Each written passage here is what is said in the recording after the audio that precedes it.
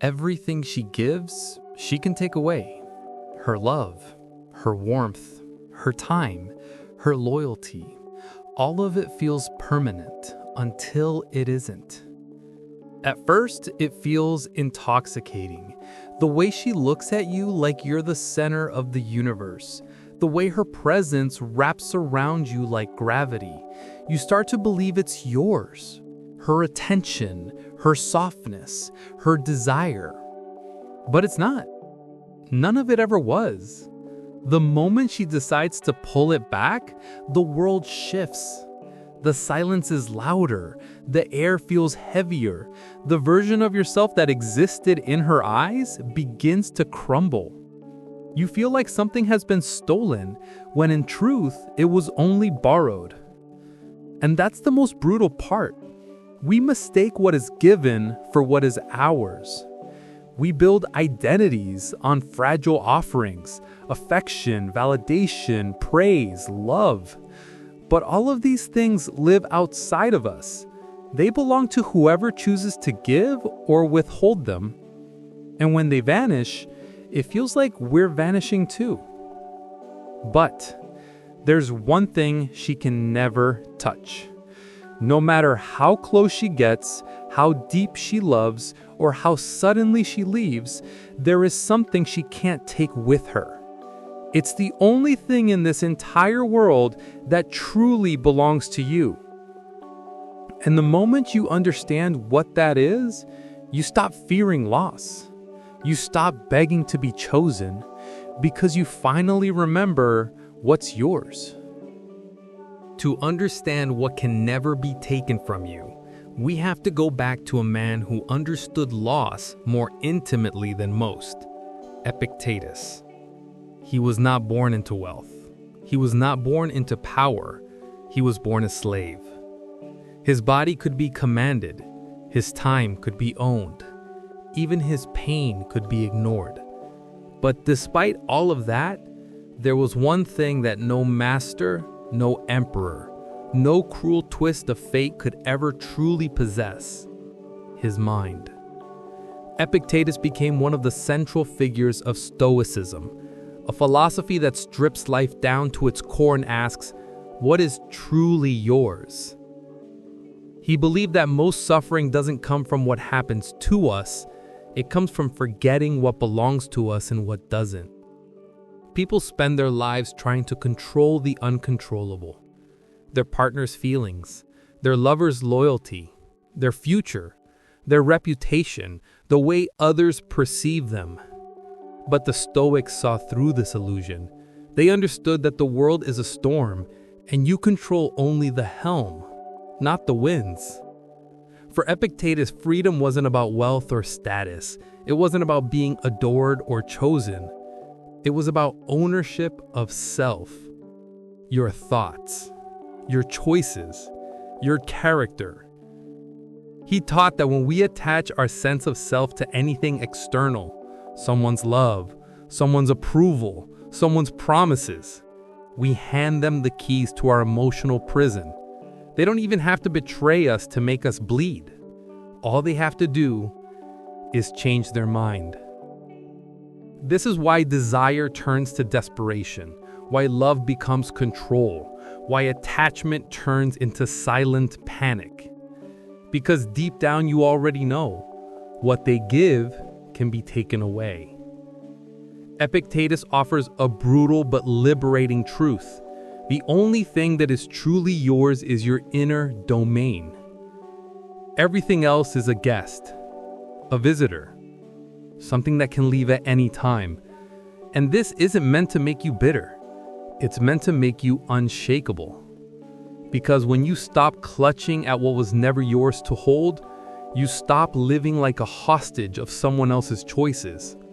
Your worth, your identity, your strength, they are not built in her hands. They are forged in your own. Love feels most intoxicating when it feels like ownership. When someone chooses you, when they look at you as if they're your world. But beneath that romantic illusion lies a brutal truth. Nothing external truly belongs to you.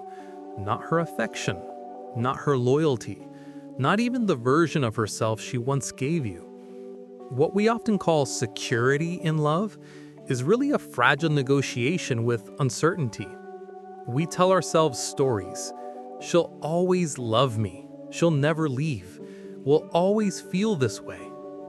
But reality doesn't care about our stories. People change. Emotions shift. Desire moves like water, never fully still. When your sense of worth is built on something that isn't fully yours, you live in a quiet state of fear. You might not admit it out loud, but deep down you know. The moment she withdraws what she once gave, everything inside you begins to shake.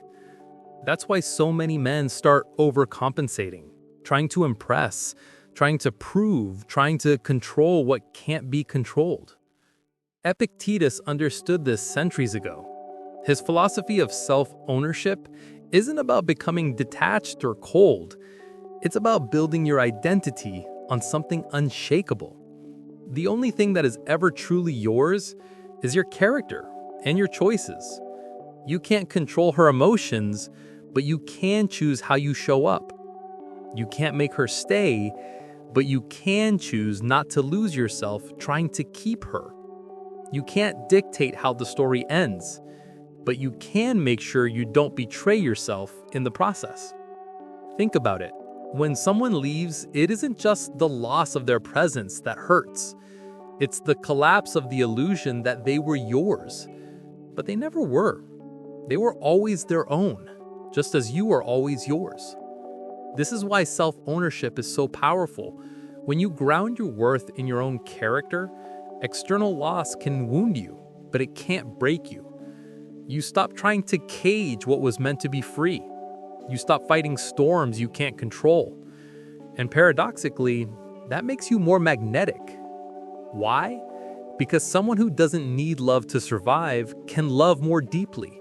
They can give without grasping, stand tall without demanding. When you're not holding someone like property, they can breathe around you. They can want to stay, not feel trapped into it. This is the difference between desperate attachment and sovereign love. One tries to hold everything by the throat. The other stands with open hands. One is weakly built on illusion. The other is forged in inner strength. So the core idea isn't to stop loving. It's to stop building your identity on borrowed ground. Your power lies in remembering this truth. What's hers is hers. What's yours is yours. And what's truly yours can never be taken away. You've probably felt it before. That quiet panic that settles in your chest when the energy between you and her starts to shift. At first, everything feels effortless. She's all in. You don't even have to question it. Her warmth feels like proof that you're enough. Her attention feels like home. But then, something changes. It's not always loud. Sometimes it's subtle. The texts slow down. The laughter softens. Her eyes don't light up the same way they used to. And it's in those small, almost invisible moments that a part of you begins to cling. You start scanning for signs. You replay old conversations. You compare what she said then to what she says now. Every delayed reply becomes a puzzle. Every quiet moment becomes a test. And beneath all that noise, a darker feeling grows. Fear. Not fear of losing her exactly, but fear of losing yourself without her. Because somewhere along the way, her attention stopped being just something you enjoyed. It became something you depended on. Her presence became your proof. Her love became your oxygen. And so you twist yourself. You start doing more, pleasing more, explaining more, even apologizing for things you didn't do. Not because you're weak, but because you're trying to hold on to something that was never fully yours to begin with. You might tell yourself, I just want things back the way they were. But if you're honest, what you really want is to feel safe again. To believe that if she's here, then you're enough. But here's the truth most men avoid facing. When your worth lives in someone else's hands, you will always live afraid of their grip loosening. You will always walk on eggshells around their moods, their choices, their shifting emotions. And that fear doesn't make you more attractive. It makes you disappear. She can feel when a man has lost himself in her. She might not articulate it, but something in the dynamic changes. The polarity fades, the energy weakens. But then there's that moment, the one where you finally realize she was never the source of your worth. She only reflected back what you refused to claim for yourself. And once you taste that truth, even for a second, the fear begins to fade. Not because she stayed, not because things went back to how they were, but because you stood back up. You remembered what's yours. That's the moment you stop begging. That's the moment you stop chasing validation. That's the moment you reclaim your spine. There's a moment, often quiet, often brutal, when a man finally understands what can and cannot be taken from him. We're raised to believe love is a possession. We speak of winning her heart, keeping her, making her yours. But beneath those words hides a dangerous illusion. The belief that what another person freely gives is somehow ours to keep. It isn't. Not her love, not her loyalty, not even her attention. All of that can shift like wind. And the more we build our sense of worth on it, the more fragile we become. This is what Epictetus understood so clearly. He lived in a world where almost nothing was truly under one's control. You could lose your status, your home, your freedom, even your body. Yet, he realized something that most men still run from today. The only thing truly yours is your character and the choices that flow from it. Everything else is on loan. The love she gives you is a gift, not an entitlement. Her presence is a choice, not a guarantee. And the moment you try to chain those gifts to your sense of self, you stop loving and start grasping. Grasping turns passion into fear. Fear turns connection into control. Control kills everything that made it beautiful. The paradox is brutal. The more you try to keep her, the faster she slips away. Why? Because attraction isn't built on need. It's built on strength, on sovereignty, on a quiet, grounded confidence that says, I want you here, but I don't need you to survive. The universe has a way of testing men who forget this. When your identity is anchored in someone else's love, every shift in their behavior feels like a threat to your existence. That's why silence burns. That's why distance feels like death. You're not just losing her, you're losing yourself because you placed your selfhood in her hands. But the real revelation comes when you see the trap for what it is. Love can be beautiful. Connection can be real. But none of it is truly yours. What's yours is the way you love, the way you stand, the way you choose. When you stop demanding guarantees, something changes. You stop negotiating with fear. You stop trying to twist her into staying. You start walking with clarity. She can choose me or not, but I choose me, no matter what.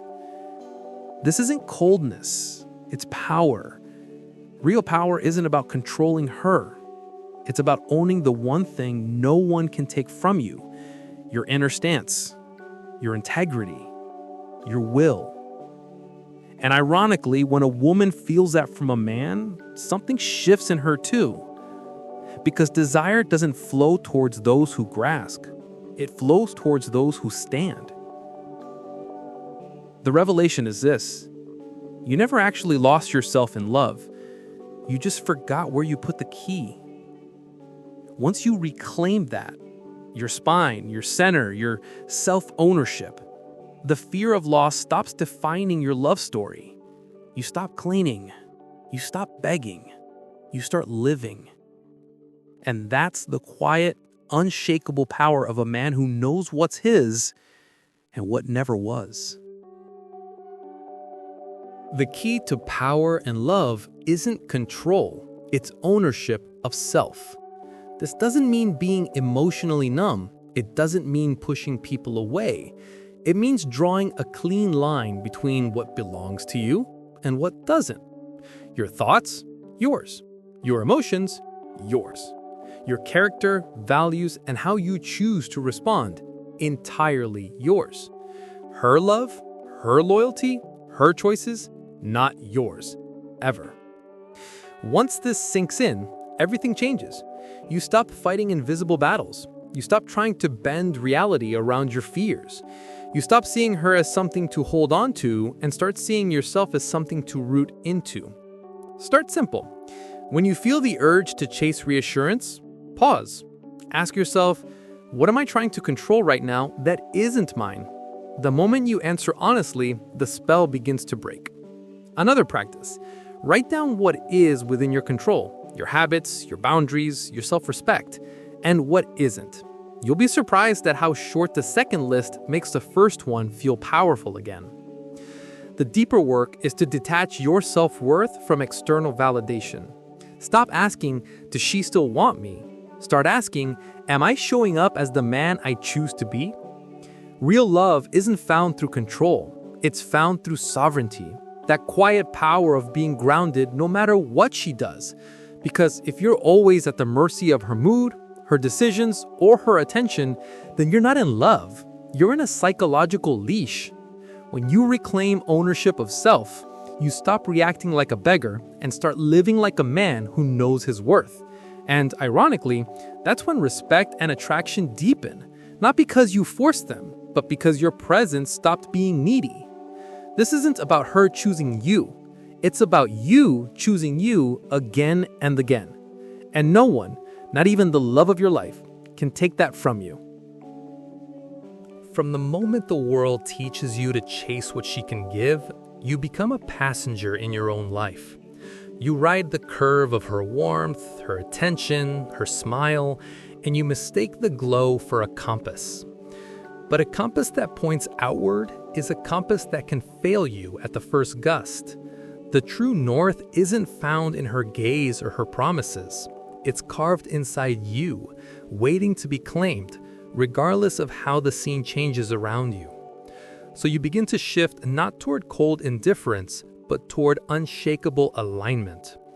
You start by answering a single quiet question every morning. What remains when the room goes still and the music fades? If the answer is, my choices, you found your footing. If it's her mood, you've wandered back onto borrowed ground, and you know it's time to re-anchor. Epictetus didn't teach detachment for detachment's sake. He taught a radical practicality. Your power rests in the one thing no one can remove from you, your inner stance. Your thoughts become your bastion. Your decisions become your weapons. Your character becomes your home. When you stop betting your worth on external wind, you stop trembling at every shift in her weather.